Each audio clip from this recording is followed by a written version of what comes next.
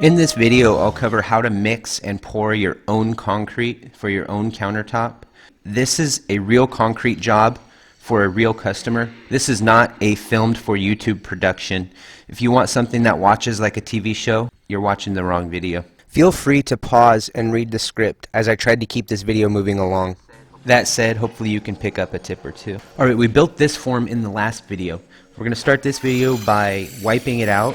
I use a little bit of acetone on a rag, and then we're going to wipe it down with some paste wax. Some guys use different stuff, castor oil, baby oil. I prefer paste wax. Your form is really clean. You can set up your vibrators. Check out that video if you haven't seen that one. I prefer palm sanders mounted on a piece of plywood. I plug them all into a power strip, and that way throughout the pour I can just click on the power strip and it activates all of my sanders. Now remember, you want to pulse these on and off if it's what you're using throughout the pour. You don't want them to run continuously. What will happen is it will settle the aggregate out of the concrete mix to the face of the form. Alright, finishing tools. I have three go-to trowels. The first being a margin trowel, which is very handy for detail work. I prefer a fiberglass or a resin float and a finishing trowel with a square back, and I typically round the edges slightly on my grinder. Okay, obviously we're going to need a SCREED, and a hand tipper is also a nice addition. As far as mixing goes, there's no real right or wrong way. You'll need to decide what best works for you based upon the amount of time that you'll have, the amount of help that you'll have, and your budget.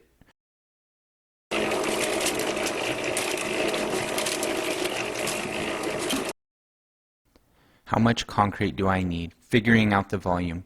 Length times width times height divided by 1728. There's 1,728 cubic inches in a cubic foot. And cubic feet contained is typically printed on a concrete bag. Just remember, you can bring an unopened bag back, but you don't want to stop the pour to go get more material. A very important thing to remember when pouring concrete on a warm day is to cool everything down. This is hot right now. Our water temperature is going to be really hot from hose laying out in the sun. So what we're going to do is we're going to spray everything down and let it cool. Another thing that we're going to do is for our fiberglass, we're going to pre-soak it so that it doesn't absorb any extra water. Always combine and mix dry ingredients first. This aids in dispersion and is going to give you a much more consistent result. Never combine admixes in concentrated form, as they could have a chemical reaction. It's best to always dilute them into water. Concrete contains lime, which can cause your skin to really dry out and crack. It's a good idea to always wear a pair of gloves. This is a mix design I've had really good luck with, and everything listed here is commonly available at your local big box store. Now there are specialized mixes available through companies, but the aim of this is to keep it cheap, easy, and DIY. Fiber mesh can be a great additive. If it's available to you, I highly recommend using it. There are a lot of concrete admixtures available also.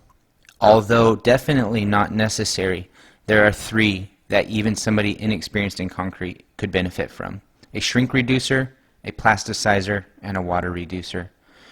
If you are interested in these, research them. They are also commonly available at the local big box store, or through many other online retailers, eBay, and of course Amazon. As noted earlier, we're going to use an off-the-shelf Concrete 5000 mix. We're going to supplement in some raw Portland cement as well as some admixtures and fiber mesh to really bring up our end yield strength. Well, let's begin. We'll start by weighing out 5 pounds of dry powder. A bathroom scale works good for this.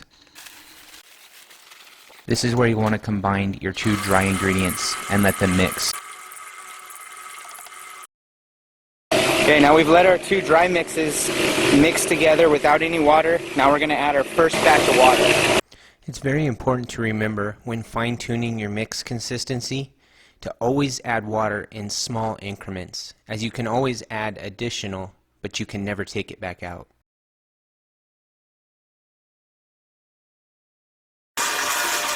Okay, now while my first batch is mixing, I'm going to go ahead and get my second batch of Portland cement and pad mixes ready. This allows for the mixer to run the entire time, and I'm never left without concrete. Consistency should resemble a thick oatmeal, something that you could form into a ball. You don't want your aggregate sinking to the form face. You don't want soup. Remember, all water that's added to the mix has to come back through the top. It cannot permeate through the forms. I sporadically and randomly place my concrete throughout the entire pour. That way I never end up with two pieces with a slight color variation that are completely mismatched. 5-gallon buckets full of concrete can get very heavy. I recommend using 3-gallon buckets if you can find them. Take special note of that concrete's consistency. You can see it's pretty stiff. It's not dripping out of my hands. It's not runny. It stays in the shape that you form it into. I always like to begin by focusing on the detail work, such as sink, drain, and faucet knockouts. That way, as the concrete begins to fill the forms and I lose sight of those details, I know that they've already been handled. By special attention to detail, I'm talking about packing the concrete tightly around any special contours, making sure there's no voids, and any reinforcement that might need to be placed. This is the point in the day where my camera memory had filled up and I was concentrating so hard on the pour that I didn't notice in time. But as you can see, the outer sink mold is installed and the remesh is inside of the forms. Unfortunately, it was not caught on film. Take the time in between batches to really vibrate this concrete, whether you do it with a hammer or a palm sander or whatever. It's very important to consolidate that concrete in that form, work out all the air pockets, and make sure that it is tightly packed. This is also a very good time to start doing work around the faucet knockouts and the edges of the sink with that margin trowel, really paying attention to the details.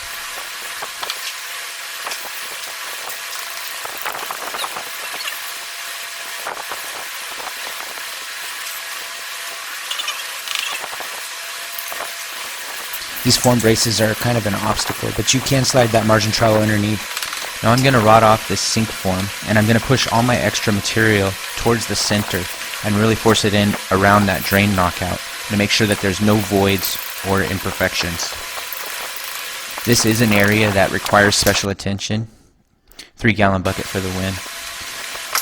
This drain knockout is an area that requires special attention because drains fit in through the top and then they have a gasket on the bottom side, and that's your watertight seal.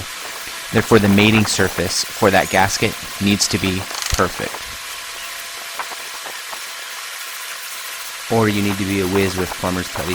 Alright, we're coming down the home stretch here on the sink area, doing the final screed here.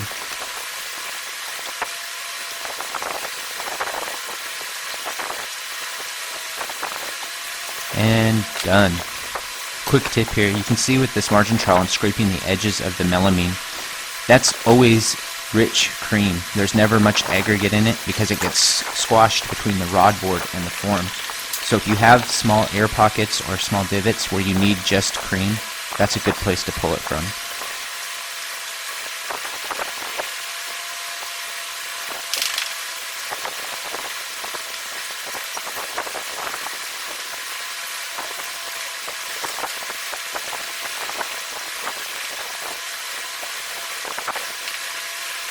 And don't be afraid to do work with that margin trowel. Paying attention to the details like this can make a job that was, okay, be a job that's, wow, that's really good. It's paying attention to the details that will get you that next word-of-mouth customer.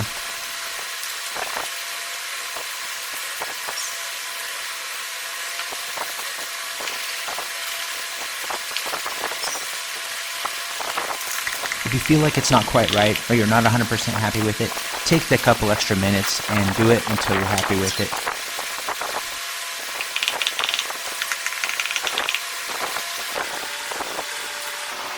Margin trowel, again, super handy.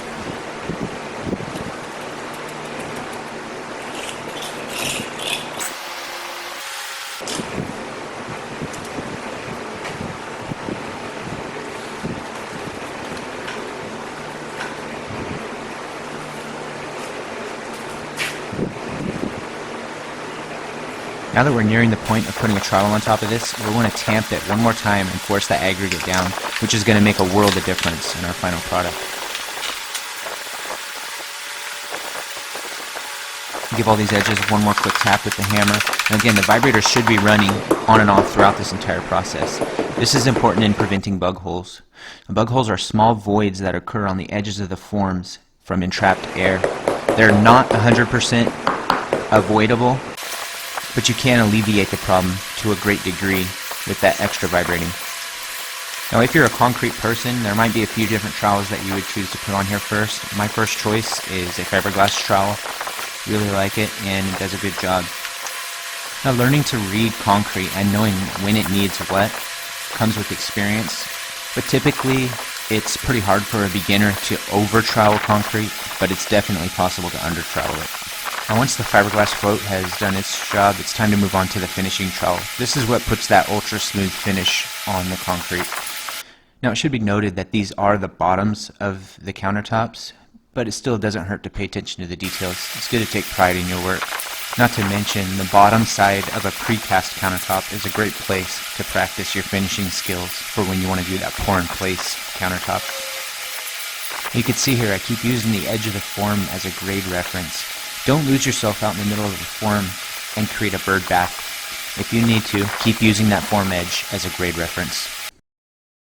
Again, back to this drain. This is an area that does require special attention. Keep that in mind and keep working on it.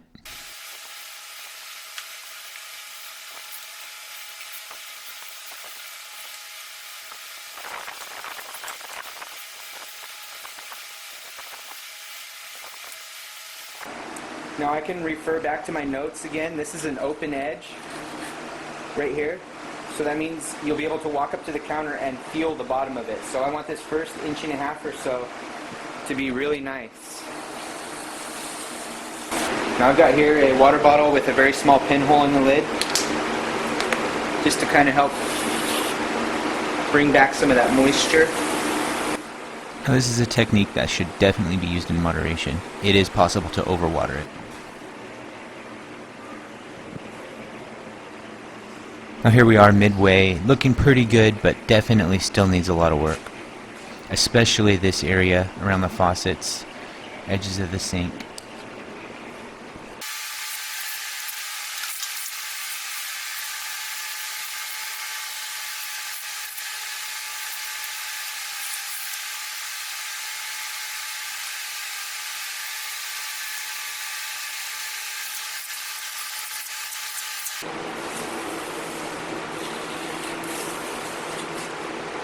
Now, people very commonly store stuff underneath their sinks, and what I try to do is just cut a slight bevel on these edges. No, nothing super drastic, and I'll definitely finish it out with the wet polisher. Now, I just want to say as we near the end of this video that this hasn't been a made-for-YouTube production. This is me filming myself, doing what I do for work, and trying to edit it into a video for somebody who might be wanting to tackle some concrete countertops. I hope you were able to glean some information, maybe a tip or two, and I hope you tune back as the series continues. Oh yeah, always cover those tops. Cover them at least overnight. I typically cover them 1 to 3 days. Thanks for watching. Hopefully there was something useful for you. Oh, and definitely clean your tools.